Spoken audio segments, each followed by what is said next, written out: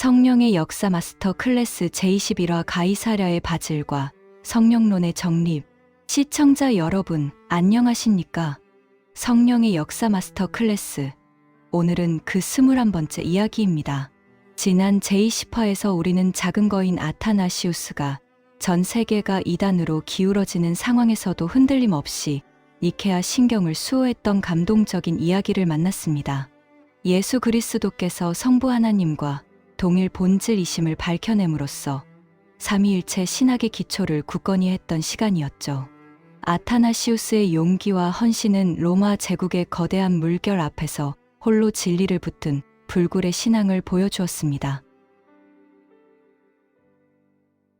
그런데 아타나시우스가 이룩한 그 기초 위에 성령님께서 어떻게 또 다른 위대한 신앙의 영웅들을 일으켜 세우시고 삼위일체 중 한 위격이신 성령, 그분에 대한 교리를 명확히 확립해 나가셨는지 살펴볼 시간입니다. 오늘 우리가 만나볼 주인공은 아타나시우스의 뒤를 이어 4세기의 위대한 동방교부로 손꼽히는 가이사랴의 바질입니다. 성령님께서는 그의 탁월한 지성과 깊은 영성을 통해 교회의 중요한 신학적 논쟁을 종식시키는데 결정적인 역할을 하셨습니다. 그의 삶은 신앙의 지성이 어떻게 성령의 빛 안에서 진리를 찾아내고 교회를 굳건히 세울 수 있는지를 보여주는 빛나는 증거입니다. 4세기 중엽, 니케아 공의회 이후 아리우스주의는 여전히 교회의 큰 골칫거리였지만 이단 논쟁은 또 다른 방향으로 번지고 있었습니다. 이른바 마케도니아주의라는 새로운 이단 사상이 고개를 들기 시작했던 것입니다. 이들은 예수 그리스도의 신성은 인정하면서도 성령님의 신성은 부정했습니다. 마케도니아주의자들은 성령을 마치 천사나 다른 피조물처럼 하나님께서 창조하신 존재이며 성부나 성자와는 본질적으로 다르다고 주장했습니다. 심지어 그들은 성령은 피조물일 뿐 하나님이 아니다 라고 공공연히 외쳤습니다. 이 주장은 삼위일체 신앙의 중요한 한 축인 성령의 하나님 되심을 완전히 붕괴시키는 위험한 가르침이었습니다. 당시 교회 지도자들은 다시 한번 심각한 교리적 혼란에 직면하게 되었습니다. 예배에서 성령님을 찬양하는 방식, 세례의 의미, 구원의 완성 등 기독교 신앙의 거의 모든 부분이 이단 사상으로 인해 흔들릴 수 있는 위기였습니다. 교인들은 혼란스러워했고 어떤 것이 참된 신앙인지 알기 어려웠습니다.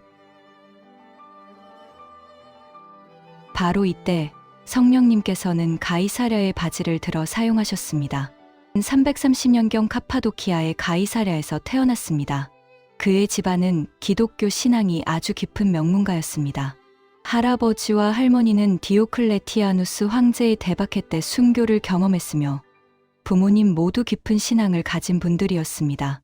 어머니는 위대한 마크리나, 아버지는 법률가이자 수사학 교수였습니다. 바질은 총 10명의 형제자매가 있었는데 그중 무려 5명 이상이 성인으로 추대될 정도로 놀라운 영적 가문을 이루었습니다. 특히 그의 누이 마크리나, 동생 니사의 그레고리, 그리고 그의 친구이자 신학적 동지인 나지안주스의 그레고리가 있었습니다.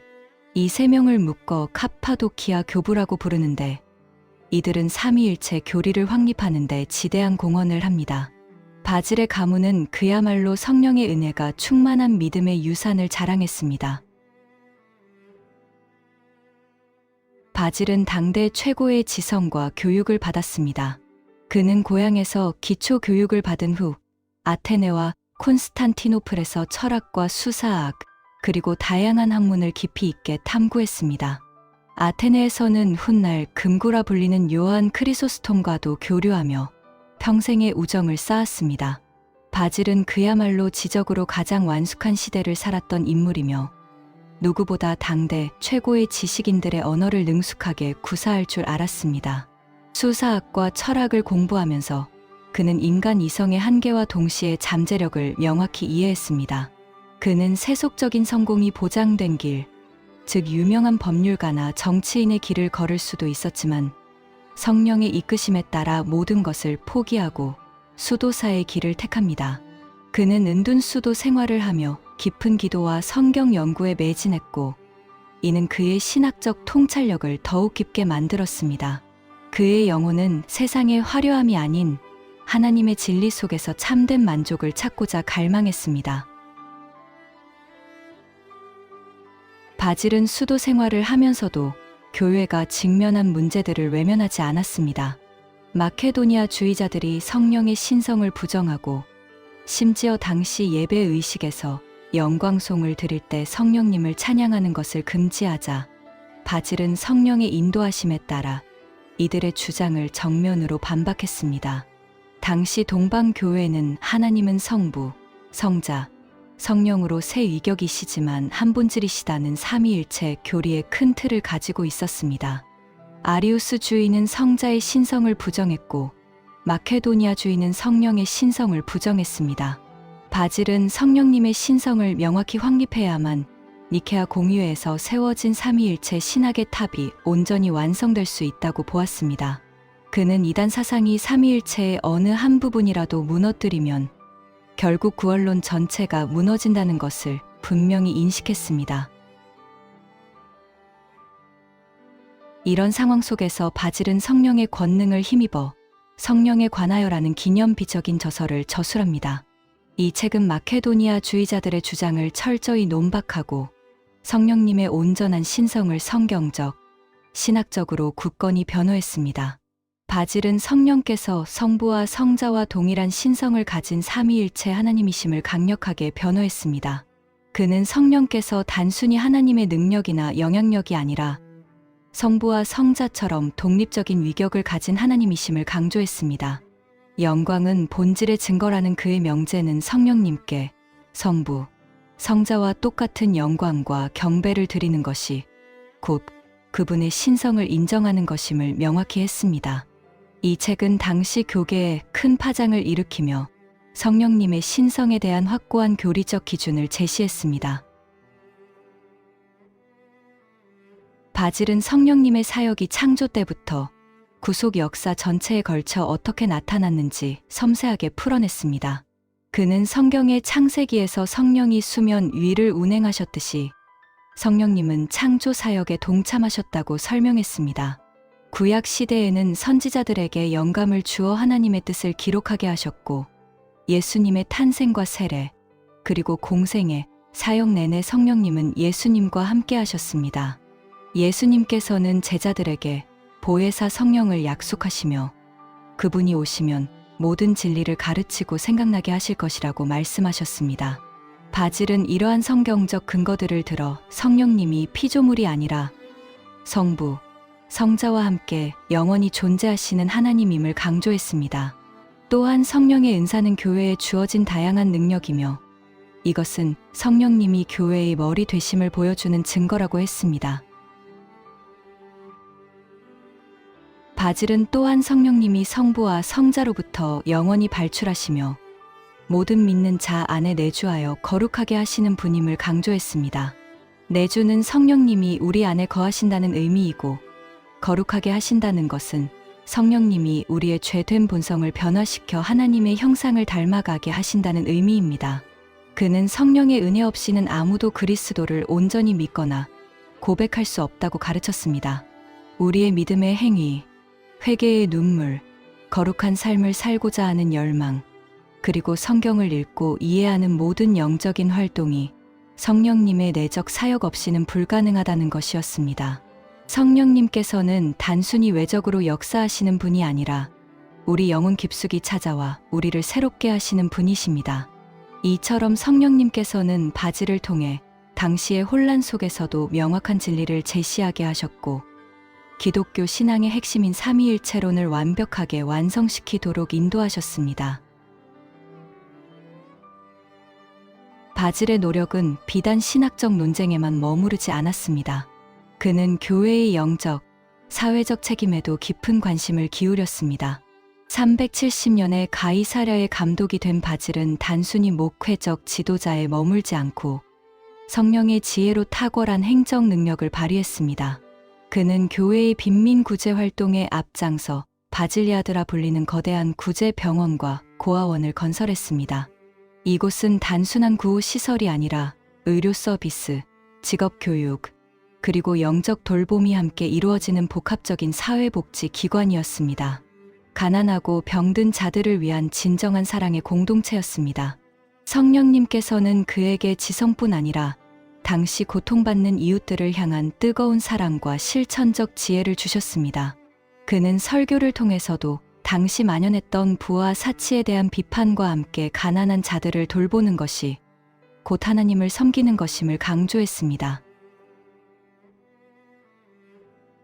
바질의 이러한 봉사활동은 당시 사회에 깊은 영향을 미쳤습니다. 그는 단순히 교리적인 정통성을 지킨 냉철한 신학자가 아니라 믿음을 삶으로 구현한 성령 충만한 사역자였습니다. 그의 섬김은 교회의 사회적 역할을 재정의하는데 중요한 이정표가 되었고 후대 기독교인들에게도 깊은 영감을 주었습니다. 그는 기독교 신앙이 추상적인 교리에만 머무는 것이 아니라 구체적인 사랑의 실천으로 나타나야 함을 성령의 능력으로 보여주었습니다. 가난하고 소외된 자들을 향한 그의 사랑은 성령님의 마음을 가장 잘 드러낸 것이었습니다. 그의 이러한 실천적 신앙은 그의 동료들에게도 큰 감화를 주어 많은 주교와 평신도들이 그의 뒤를 따라 사회봉사에 헌신하게 만들었습니다. 바질의 공동체적 수도 원주의는 세상 속에서 그리스도의 사랑을 실천하는 모델이 되었습니다. 바질은 379년 49세라는 비교적 짧은 생을 마감했습니다.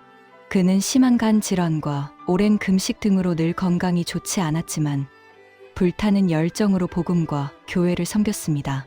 그의 죽음은 당시 동방교회의 큰 손실이었지만 그가 남긴 유산은 헤아릴 수 없이 컸습니다.